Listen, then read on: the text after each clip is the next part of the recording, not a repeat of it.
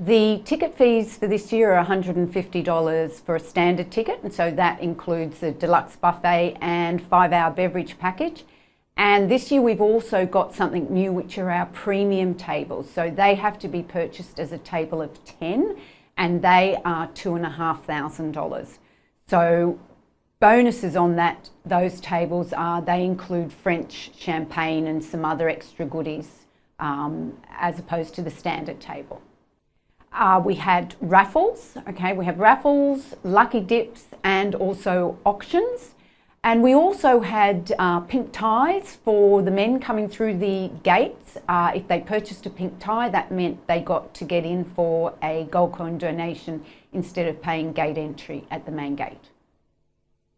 How much were they? They were $20, but we actually felt they were overpriced. They didn't sell as well as what we thought they would, so this year we're going to reduce and sell them at $15. We think that they will market better. Raffle tickets are $5 each, lucky dips are $5 each, and the auction prizes, well, that just depends on how much people are prepared to bid on the day.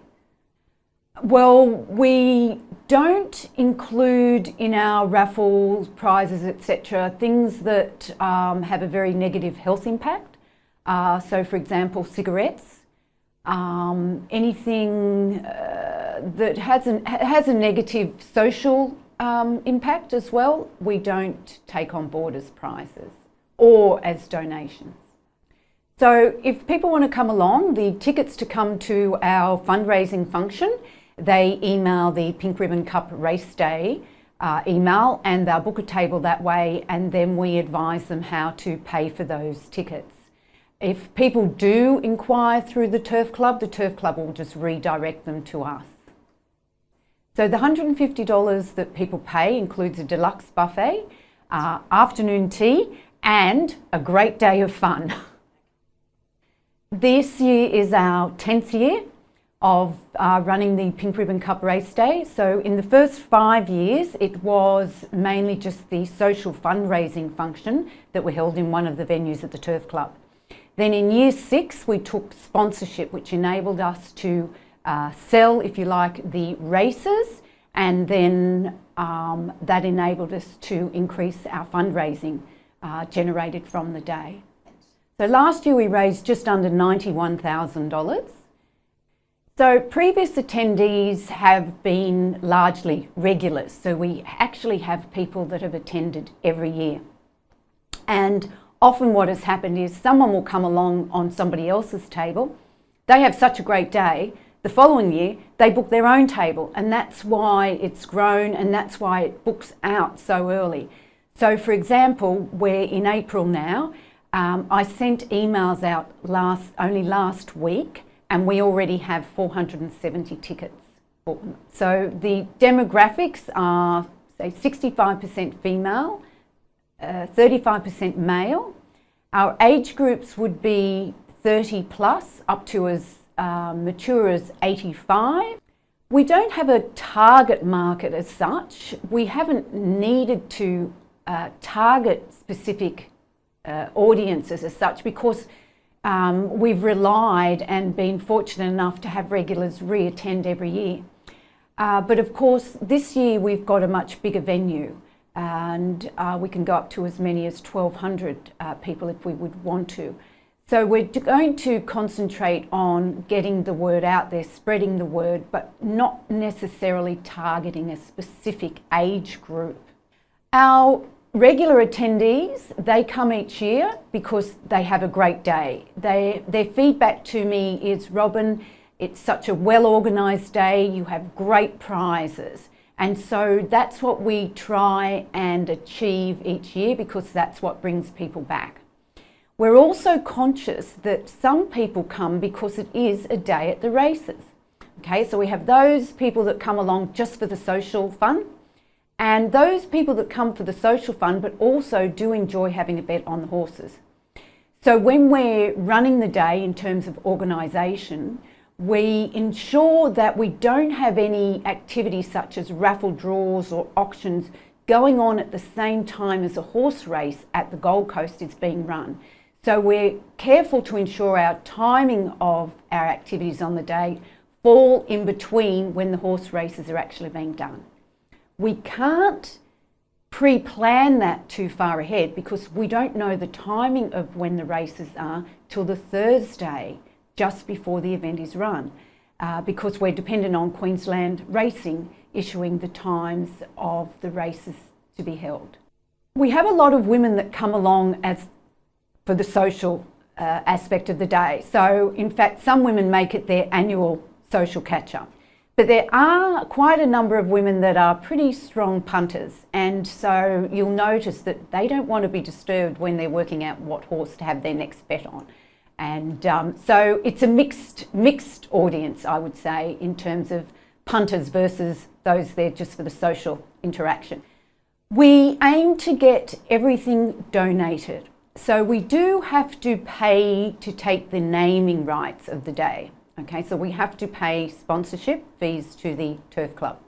However, we on-sell, if you like, the races. So we get sponsors to cover each of the 7 races, and of course our naming partner gets to have the main race on the day, which is the Pink Ribbon Cup.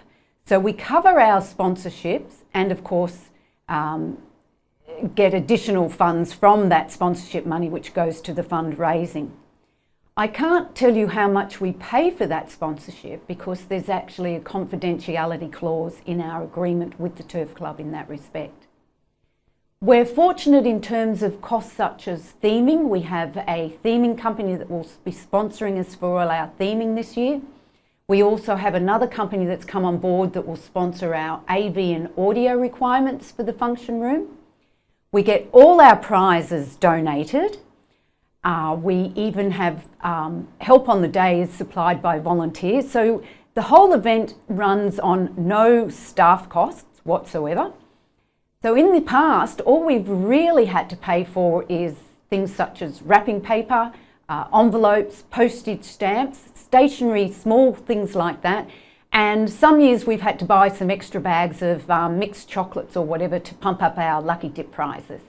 In terms of marketing and promoting the event, we start with sending out an email to all our regulars, letting them know that the event is on.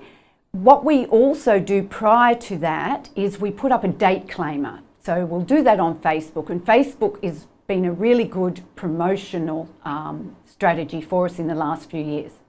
So we'll put a date claimer up on Facebook. I then email our regulars in week 1 of April, that's my deadline, letting them know that the event's on, and then a week later I then send out a bulk email to all those contacts that we have that have previously attended but haven't booked a table in their own name. So we've been able to get their email address by an activity they've taken part in on the day. So that has increased our database in terms of contacts. And also in the second week of April, we put a post up on Facebook saying tickets are now available to be booked.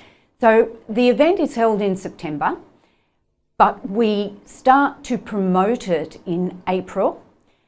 And the reason why we do it so early is because it sells out so quickly, but also because we start getting emails in January from regular attendees asking when the event's on, because they actually like to plan their diary around it to make sure that they're not on holidays. And so for us, that's actually a really, really good motivating factor. Because again, this sort of an event is put on by volunteers and they all have professional jobs themselves. So you do need that little bit of a spark sometimes in terms of feedback from attendees that keeps you going, keeps you driven to put on such events. And so the actual planning for this event does start around December of each year for the following year. So it's held in September. We try and wrap up whatever we can by October, November, so that we have a few weeks breathing space, and then the thought process starts December, and meetings will start with the Turf Club in January at the very latest, earlier if possible.